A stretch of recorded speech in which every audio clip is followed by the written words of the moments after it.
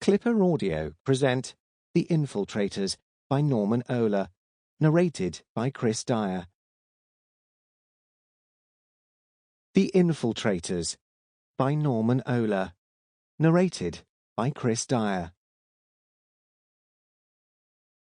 Forward.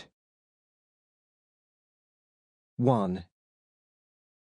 When I was about 12 years old, I was sitting in the garden of my grandparents' house, set in a valley on the outskirts of a small city in southwest Germany, near the border with French Lorraine.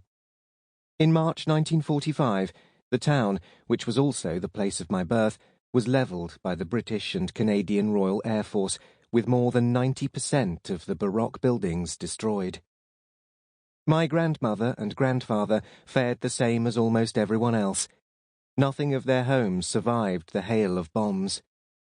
So, my grandfather built a new house after the war, out of rubble, with his own hands. He dubbed it Haus Morgensonne, or the House of the Morning Sun, and the gravel road that led there he named Wiesengrund, or Meadowland, and it was later labelled as such on official maps. We often played a board game called Mensch, ärgere dich nicht, Man, Don't Worry, similar to Sorry, in the garden of the House of the Morning Sun. Before the dice were rolled, my grandfather usually said, "Play hard, but fair."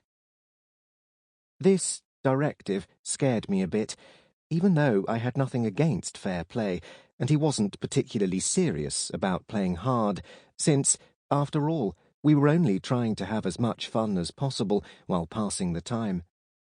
But on this particular afternoon, fair or unfair, I refused to roll the dice until he told me a story about the war. We'd seen a documentary that morning at school about the liberation of a concentration camp, the piles of eyeglasses, the emaciated faces, cutting effectively to shots of jubilant Germans hailing Hitler. Not a single pupil was allowed to leave the room before the film was over.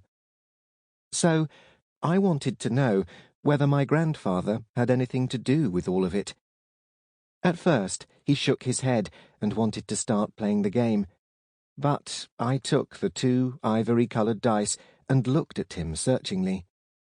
Mottled sunlight shone through the leaves of the apple tree and cast a pattern of light and shadow on the yellow gameboard. He explained he had been working for the Reichsbahn, the German railway. That wasn't news to me, and I pressed him to tell me something interesting. Sample complete. Ready to continue?